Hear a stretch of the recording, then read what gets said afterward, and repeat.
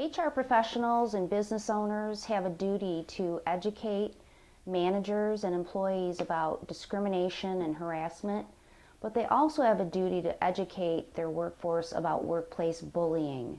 Workplace bullying is every bit as harmful as harassment and discrimination, if not more harmful, because it's often cloaked in secrecy and silence and sometimes even supported by managers and business owners. In 2010, Zogby International conducted a poll that was sponsored by the Workplace Bullying Institute.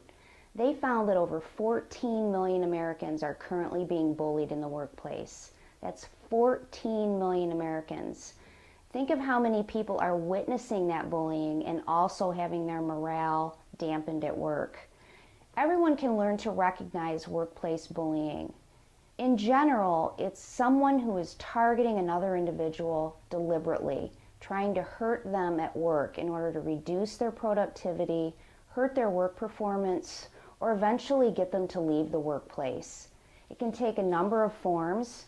Some of the most common forms of bullying are slander, gossiping, menial work assignments from managers, leaving out information that the person needs in order to do their job correctly, and then they suffer consequences because of that.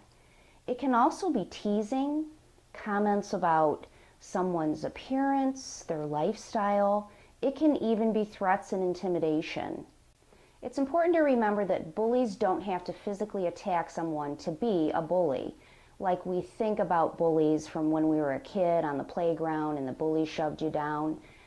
Really what bullies are doing are these more verbal and coercive behaviors.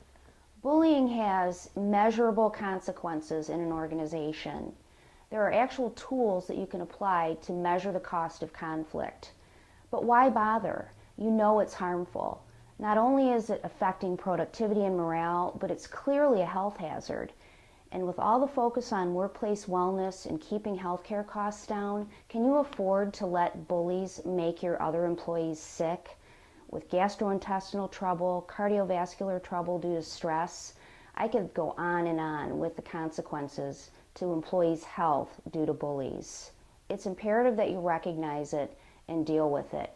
Once you start educating people about workplace bullying, eventually the jerks are going to be intolerated because they're going to be called out in the open. It's critical that employers and managers face up to bullying in the workplace. Don't tolerate it. Learn to spot it, learn to educate others about it, and put a plan in place to make sure it's not happening in your workplace or that it ends now.